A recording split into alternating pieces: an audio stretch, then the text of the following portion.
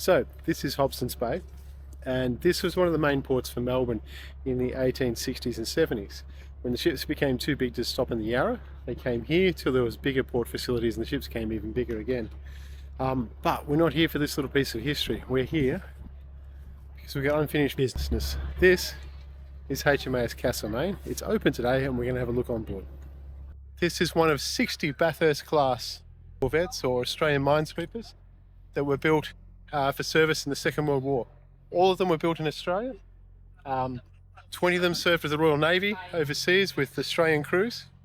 4 of them ended up in the Indian Navy, and the rest served in the Australian Navy. These ships were a jack of all trade. They could be used for a whole lot of different things. They were never really designed as main battleships to go up against destroyers and cruisers, but they could lay mines, they could clear mines, they could escort convoys and provide air protection, and they were pretty effective sub-hunters. And they were invaluable in keeping the supply routes open in and around Australia and into New Guinea during the Second World War. And they served all over the world. I'm Ben, this is my RDO. I hope you enjoy this. HMAS Castlemaine.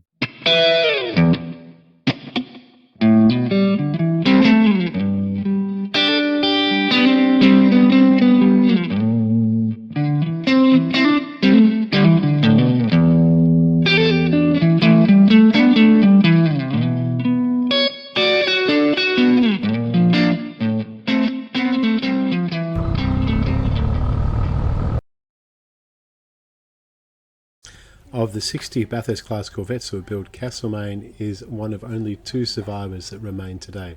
The vast bulk of them were scrapped in the years after the war, and many of them were sold off overseas, and there's 2 in existence. Castlemaine is the only one still afloat. HMAS Whyalla sits in a museum at Whyalla in South Australia. One of the cool things about Castlemaine is it sits today at a dock just a few hundred metres from where it was built here at Williamstown. These ships were actually an amazing technical undertaking for a country like Australia, remembering the population of Australia was much smaller in that period. To build 60 of these for the war effort on top of everything else that was going on was a huge undertaking and quite an achievement. So let's have a look around this ship. For no particular reason, we're going to stop on the upper deck down at the rear at the anti-aircraft position with the Bofors cannon. So this is a Bofors gun. It was a very, very effective anti-aircraft gun, and this is probably the ship's primary anti-aircraft weapon. As you can see, it's got a magnificent, like 230-degree arc of radius right around both sides of the ship. Apparently, aircraft would tend to attack these ships from behind, so they try and match the direction of travel, which meant they sort of had a bit more time to make their attack because the ship was moving in the same direction. At least that's what I've read. This is definitely not my area of expertise, but this position would be perfect for countering that sort of threat.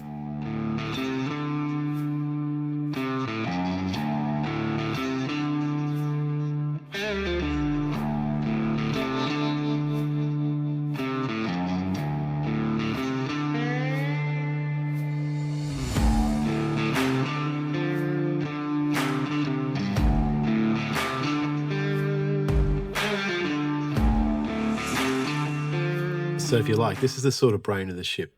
This here is the charting room. This is where the navigation and the planning happens. And you can see it's pretty authentically fitted out. Across the side here, we have the radar room. Apparently this was originally the commanding officer's ensuite, and he had to give it up for radar, which was probably not a bad trade, I guess, in a war. This is the commanding officer's cabin. You could argue this is actually probably the only nice cabin in the entire room. You see, he's actually got a proper cot there, sort of bed. It looks a little bit short for an adult, but it's not too bad. You can see a few steps and the commanding officer is up on the bridge. No problems at all. Okay, whiteboard Ben here. I'm going to jump in. I'm going to do this a couple of times. If you don't interest in the technical stuff, you see the whiteboard, just skip ahead a little bit and we'll look more at the ship. You might be wondering why this is the commanding officer's cabin and not the captain's cabin, because surely the commanding officer is the captain of the ship. Well, it's actually a bit of a misconception. A lot of ships weren't commanded by a captain. A captain is a very specific rank in the naval system. Ships this size tended to be commanded by a lieutenant commander or a lieutenant, and that's several ranks below captain. Only quite large ships would actually have a captain in charge of them. So, this is the commanding officer's cabin and not the captain's cabin. It's still pretty swanky. It's still quite nice. You'll see in the corner there's little rum or brandy glasses there. They've got a cot, they've got a desk, they've got windows, and a lot of space. So it's pretty nice. When you see how the enlisted men are living on this ship, It's pretty good. Anyway, commanding officer's cabin.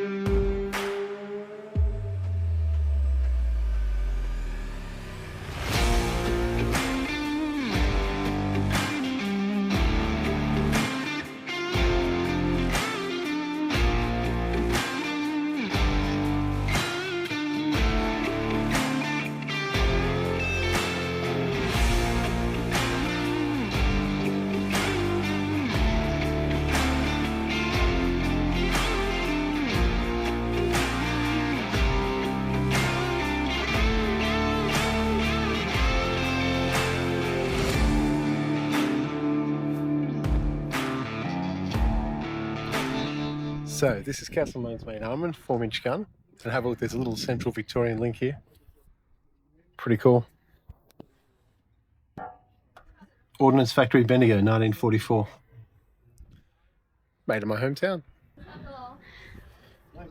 Still rotates. That's actually not that hard to do. I thought this would be really physical. That's actually one-handed, that's really easy. Try this. I thought this would be hard, and actually that's not too bad too. You can do that one-handed, especially if you're strong.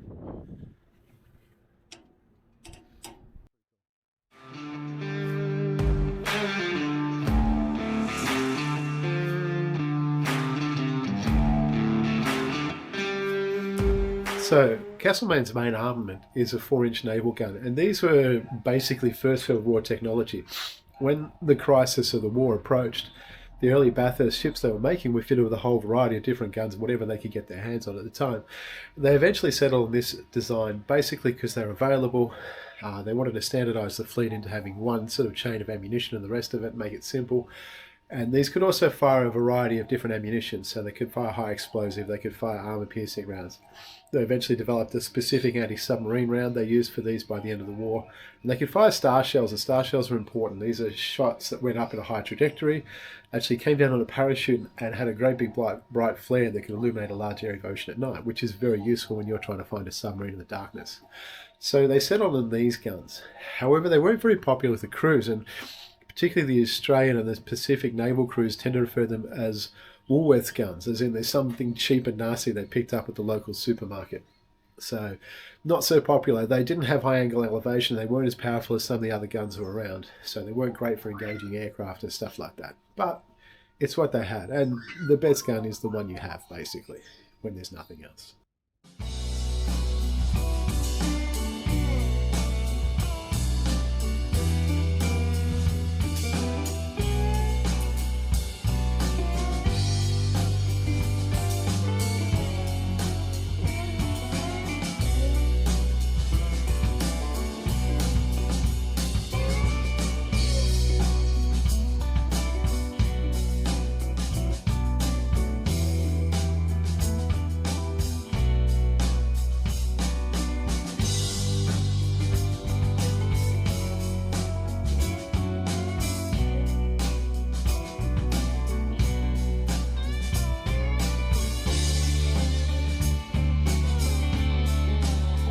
If you think there's a century between that technology and this ship, it's actually an amazing amount of change, isn't it?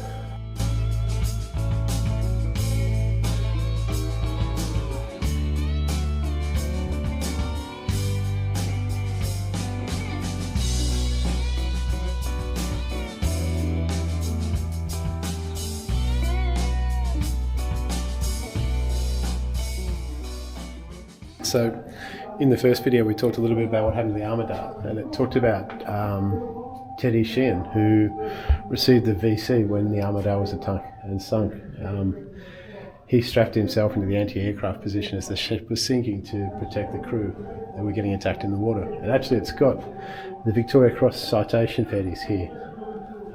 Here's a photo of him. Kind of strikes you how young he was. Anyway, that's pretty cool. And here's the letter home to his family to say he's been killed.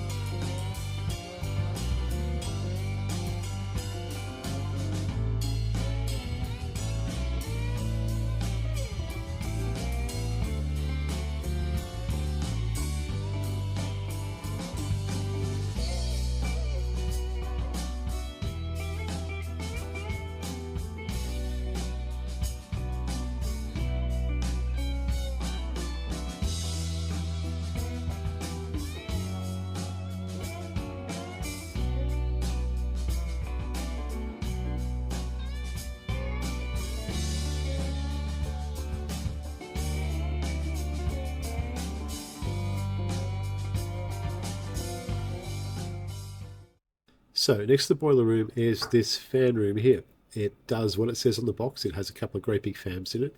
And you'll notice the entrance to the boiler room has two sets of doors. It has an airlock essentially. The boiler room ran at a slight overpressure. It was pressurized just to help airflow through the boilers to help them burn a bit easier and a bit leaner. I'm going to poke a 3D camera down here. Have a look. You couldn't actually go in this space, which is a shame, but you can see why. Someone's going to fall off something.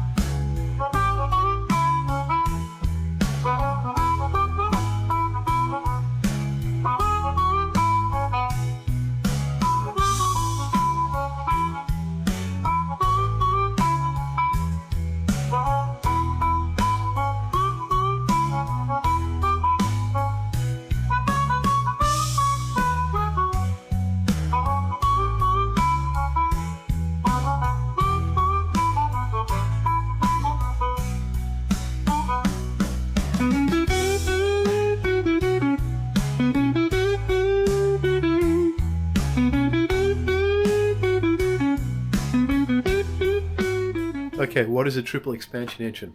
Glad you asked. Traditional steam engine works like this. You have a fire. You boil some water. You get some steam at the top. Water expands about 260 times when it turns to steam.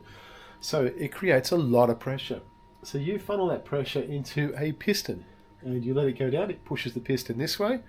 You let it out through a valve and the momentum brings the cylinder back. You let some more steam in, it pushes back and forth, spins a wheel, does whatever work you need it to do. That's how a steam engine works. The trouble with this design is once that steam goes out, it escapes the atmosphere and you lose a lot of energy because that steam can still do a lot of work. Triple expansion engines are designed to capture that waste steam essentially. So like in the old design, steam comes into a piston, pushes it down, does the work. Then it comes out and it goes into another piston. Now that steam has lost some of its energy, it's done some of its work, it's done some expansion. So to make things kind of even and so each cylinder is pushing down with relatively the same force and things stay balanced, they have a larger cylinder. So the steam is pushing on a bigger area, so it does a similar amount of work. Now, and then we do it again. We do it a third time. We pump that steam into a third cylinder that's even larger. It has a larger area, so it does a similar amount of pressure on the downward shaft onto a crank. This crank is then connected to whatever does its work. In this case, a terribly drawn ship's propeller. But that's how it works. Triple expansion steam engine. Now, this wasn't advanced technology for the era. In fact, there were many warships at the time getting fitted with steam turbine engines, which were more powerful and more efficient again. This is actually 1800s technology. But the beauty of it is it was well-known technology. So in every large town where there was any industry, people knew how to build these engines, they knew how to work on these engines, they knew how to fix engines, and they could, more importantly, fabricate parts for them. If you break a part for this somewhere off the coast of Exmouth in West Australia, someone in port can probably build your replacement, can probably fix it. If you break a fancy turbine engine and you've got to wait for a part to come from a specialty workshop in the UK for your warship engine, and it's off the coast of West Australia, you've got a problem. It was a practical design. This was the Toyota Camry engine rather than the Lamborghini engine. It wasn't fancy, but it did the job and people knew how to work on it, and it was available. These ships ran on fuel oil, so they didn't have coal. They weren't stoking coal as they were in the First World War. They actually injected oil, fuel oil, into a boiler to make the heat. But other than that, it's still a steam engine. They're still boiling water to get that steam pressure to run this engine. The cool thing about these engines was they were built in Castlemaine, in the town of Castlemaine, Central Australia, Thompson's Foundry. So there is a link back to the Castlemaine's namesake. So here's one of the things I didn't expect to see on Castlemaine. These are cutlass racks. And they're original. And as you can imagine, there's a naval tradition of having a bladed weapon on a ship from the sailing times. Probably obviously when this is done, but this is actually the original issue for this ship. It's pretty cool. They still had cutlasses.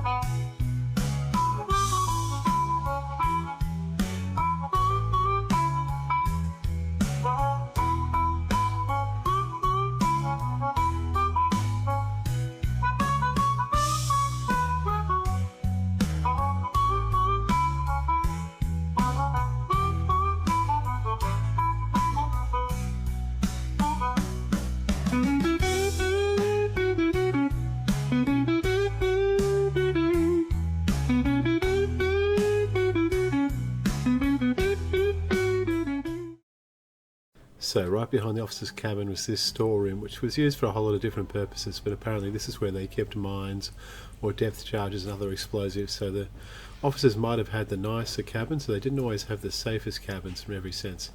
Check out this diving suit. It is absolutely crazy. So the box on the right with the handles is a pump. I believe it's hand wound to provide air down to the diving suit with a brass helmet on it. So basically the air was pushed into it and came out valves to the side. The big weights around his feet were to keep him on the bottom of the ocean. You would have to be incredibly brave to do that, I reckon. Anyway. So, this is HMAS Castlemaine as it sits today. It is an amazingly well-restored ship. And it's a really cool thing to take kids to and to have a look around, because it's really a hands-on museum. You get to touch a lot of things and see a lot of things that you just wouldn't be allowed to in probably a bigger operation or a more expensive thing. Thanks to my wife, who has no interest in warships and was agreed to come along. She appeared in shot just for a moment there. I'll show you a few other bits and pieces on the deck, but I wanted to put a shout out to the team at HMAS Castlemaine who look after this place, and I think they're probably mostly volunteers. They do an amazing job. They're really helpful, really nice on the day. I've pinched a couple of shots from their website here. This is the sort of condition the ship was in originally, so they've really done an amazing job in this restoration over the years. It was used for training with the Navy for a long time, and part of that training was apparently damage control teams would go into compartments that were set on fire and put them out. So the ship was really in an amazing state when they got it, and they've done a fantastic job of this restoration. So if you're in Williamstown down in Melbourne, you get the chance to have a look. I suggest you go and have a look, but yeah, only school holidays and weekends. Check on the website. Public holidays are a no-go. Anyway, it's Benny's RDO. I hope you enjoyed this one, and we'll probably be back to some mining history next time, but this is really cool, I think. HMAS Castlemaine. Thank you.